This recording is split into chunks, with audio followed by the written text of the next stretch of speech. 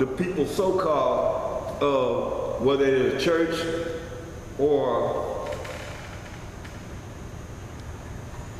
the Israelite that do not follow the law of the Most High and keeping the new moon, they might take you here. But we'll get understanding on this. Colossians 2:16.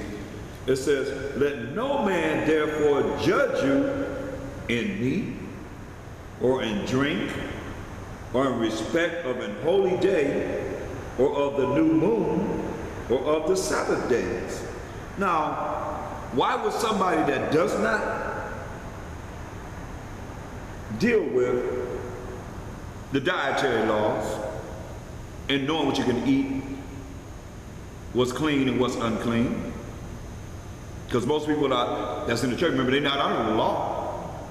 So why would they, how could this apply to them when they're doing abominable things and telling you that you can't judge me for whatever I eat? I eat pig, crab, lobster, crawdads, catfish, shrimp. I eat everything that's abominable. Then come here. What it say? Let no man therefore judge. You can't judge me because I eat these things. In meat or in drink, whatever they drink.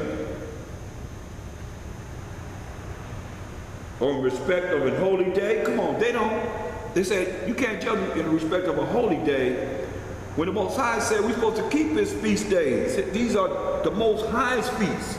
Understand, go to Leviticus 23rd chapter. A holy day. See, the problem is people want to put themselves in it. Like it said that was his law. The new moon is his law. It was a law of the Most High, it said. In Psalm 81:5, it's a law of the Most High, not a law that we created ourselves. Look. Leviticus 23:1. And the Most High spake unto Moses, saying, speak unto the children of Israel, and say unto them concerning the feast of the Most High. It didn't say feast of Israel, it say feast of the Most High, which ye shall proclaim to be holy convocations, holy gatherings. Even these are my feasts. It says it right there. These the feasts of the Most High. So now when you see somebody take you here, and it says in Colossians 2:16, let no man therefore judge you in meat, or in drink, or in respect of a holy day, or of the new moon. So that you know, we were still honoring the new moon in the New Testament. Or of the Sabbath days. Now, who keeps the Sabbath days?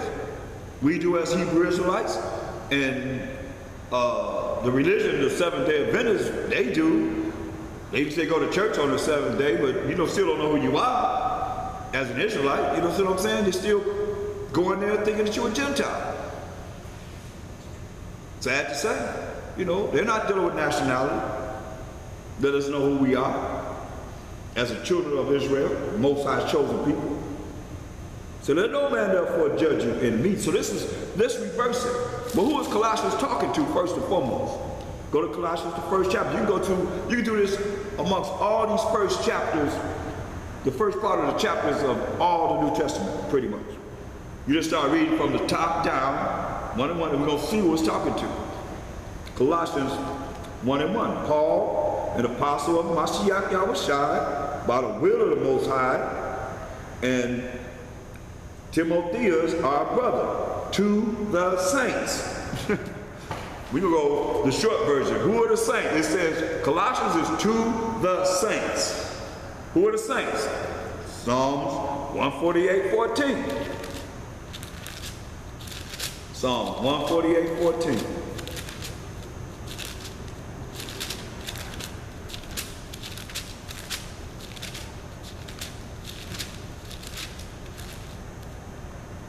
Psalms 148:14. He also exalted the horn, which is the power, like a bull's horn, the ram's horn, it's just hip talk. meaning power. He also exalted the horn, which is the power of his people. Here's a personal possessive pronoun showing ownership. The praise of all his saints. We here to define the saints. Even of the children of Israel. Who are we? A people. Near unto the Most High. Near unto him. Praise ye the Most High.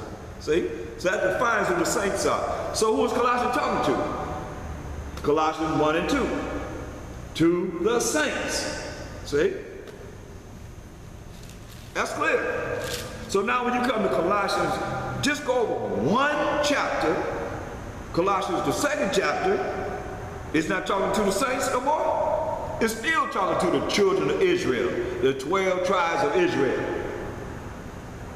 So when you look at Colossians 2:16, it's telling us that are following the laws of the Most High, that's keeping the feast days, that's keeping the set Sabbaths every week. It's talking to those that are doing this. It says, let no man therefore judge you in meat, because you're going to be eating the right food. But they're going to try and judge us because we're doing what's right against what we're doing. In meat or in drink, because we drink wine, you know. But come on, get Matthew 11 and 19. That's why I say people be so quick to say something not even knowing. What's the first miracle of Mashiach done? He changed water into wine at the marriage. Listen, this is what they said about him. This is what he did. Matthew 11:19. The Son of Man can't eat and drink it. And they say, behold, a man gluttonous and a wine bibber. Come on. A friend of publicans and sinners, but wisdom is justified of her children. He drank in moderation though. But he still drank wine. He drank wine. I mean, come on, the Last Supper, what do you think you do in communion every month? Come on now. Only he had a cup, he had a big cup of wine. Look what he said.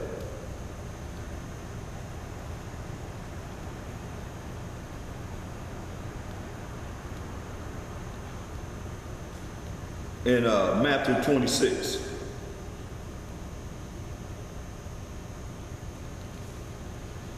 And we're going to look at, let's start at 26. And as they were eating, Mashiach took bread, is at the Last Supper, and blessed it and brake it, and gave it to the disciples, and said, take, eat, this is my body. The bread. Say, this is my body. And he took the cup and gave thanks, and gave it to them, the cup of what? Saying, drink ye all of it. This is wine. Say, drink ye all of it.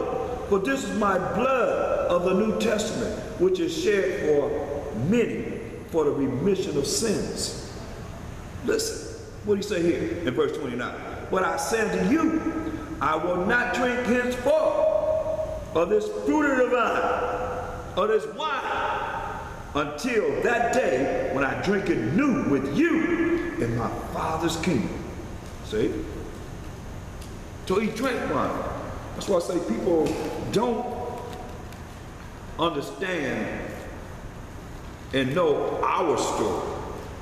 They know of a story that was given to them by who? Our oppressor. From slavery. Programming us by the religious instructions to the Negroes in the United States of America of how you're going to follow their way of teaching us how we're supposed to follow our power, who's the power of Abraham, Isaac, and Jacob. And Jacob being the forefather of the 12 tribes of Israel. Now, remission of sin has said, hey, look, come on, this is the Last Supper. Go back there, let me show you something, because we got to bring this home so it's clear, without a shadow of a doubt, where nobody can gainsay on this. What he said,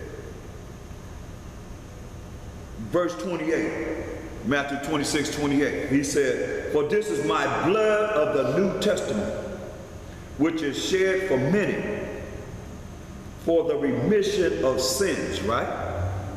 His blood was shed for remission of sins. So, who is this? Whose remission of sins is he talking about? Acts 5, 29 to 30.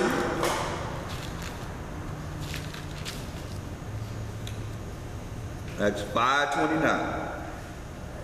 Then Peter and the other apostles answered and said, we ought to obey the Most High rather than men. And that's what we're going to do. All those that have ears to hear, he said, we ought to obey the Most High rather than men. The Most High power of our fathers. Who is this? Acts 3:13. The Most High power of our fathers, Acts 3:13. The power of Abraham and of Isaac and of Jacob. The power of our fathers. That's the power of our fathers. The power of Abraham, Isaac, and Jacob. Now when you go back to Acts 5 and 30, when it says the power of our fathers, that's the power of Abraham, the power of Isaac, and the power of Jacob. And Jacob being the forefather of the 12 tribes of Israel. So verse 30 says the power of our fathers. And we here to see who this remission of sins that he said to many for the remission of sins was for. The power of our fathers raised up a Mashiach Yahushua, whom he slew and hanged on a tree. Wicked Israelites gave him over to the Romans, they hung him on a tree. Him who was the Mashiach Yahushua hath the Most High exalted with his right hand to be a prince and a savior, for to give repentance to Israel and forgiveness of sins. So how you believe how y'all said that? That's it. He's saying that at the Last Supper, before they came God to take him to Calvary, to take him to the judgment, and before they put him on a tree, that's why he said, I mean, it's in the spirit. That's what they did. They hung him on a tree. And he said that wine represents his blood that was shed for many for the remission of sins of we, the children of Israel. Can't nobody gainsay on that, because you won't find no other scripture where it says his blood was shed for any other nation.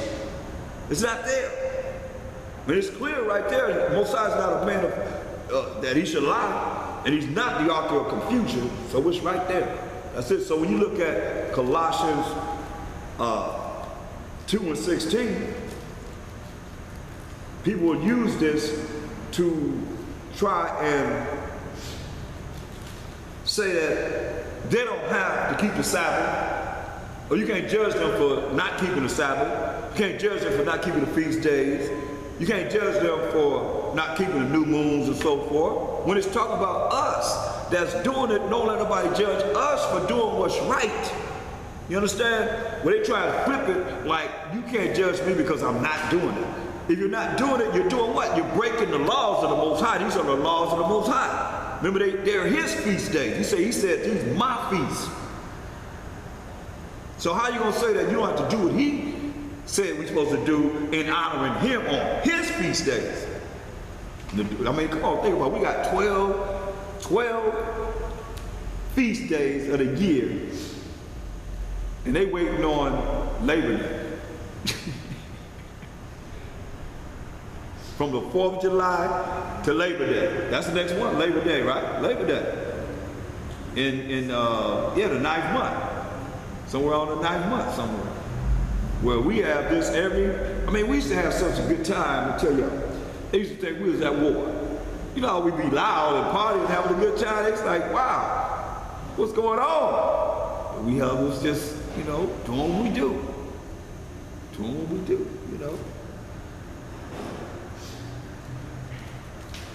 So, this is beautiful, man.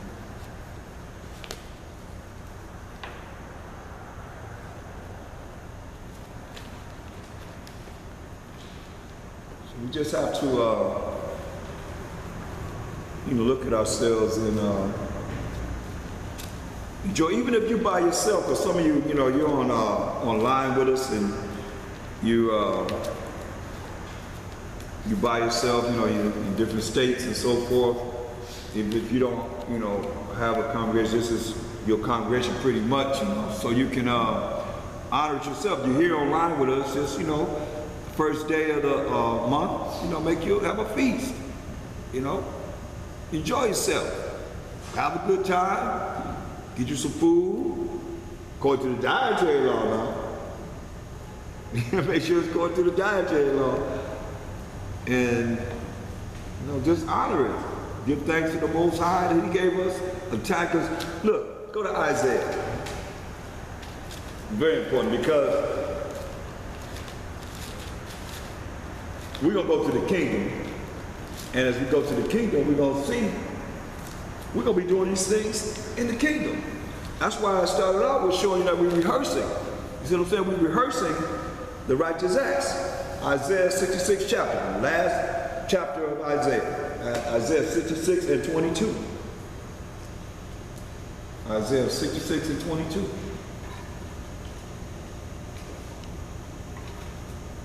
And it says, for as the new heavens and the new earth, which I will make. Not this raggedy, run down, good for nothing, nasty, filthy, nasty earth that we are now. He said He's going to make new heavens and the new earth, which I will make, shall remain before me, saith the Most High, so shall your seed, that's our lineage, and your name remain. Talking to us, we the children of Israel. And it shall come to pass that from one new moon to another, that's one first day to the next first day of the month, which is 12 feasts in a year.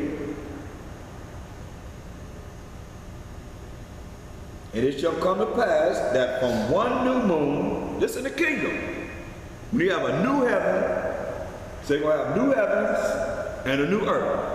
It said, and it shall come to pass that from one new moon to another, and from one Sabbath to another, shall all flesh come to worship before me, said the Most High. He said, all flesh will come to worship before the Most High. And they shall go forth and look upon the carcasses of the men that have transgressed against me. That's the dead bodies of those who will be burned in the lake of fire. Dead bodies of them that have transgressed against the Most High. For their worms shall not die, neither shall their fire be quenched. And they shall be an abhorring unto all flesh. We're going to hate this. But we're going to keep us on our toes. Keep us on our toes. No, that's the kind of comments. You're going to keep us on our toes. He said we're going to hate this. But we got to deal with it.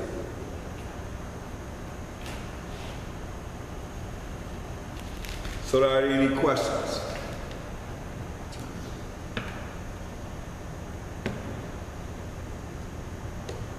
Conversation mode is on. Everyone can now be heard. Are there any questions? Bruce, Yes. I have a question, but I'm glad that you brought out the Colossians, what was it? 2:16? Yeah. Because I was confused. When I read that, I thought it was talking about the other people too. Mm-hmm. So I'm glad you said that and cleared it up, that it's talking about us Yeah. and not allowing them to judge us, because I thought it was the other way around. Right. So I'm glad that you brought it out tonight. Now I understand it. It makes sense. Right? Yeah, I thought it was the other way around. Because we're doing what's right. We're doing what's right. They're not. You know, even the ones that's Hebrew Israelites, they still be like, because they've taken out, somebody have, you know, text me back this scripture. Right? When I invite them to the Sabbath, I invite them to a feast day, they text me back this scripture. You know what I mean? So you're not doing it. You said you're not doing it, we're doing it. So how does that apply for me not to judge you because you're not doing it. Right. You understand?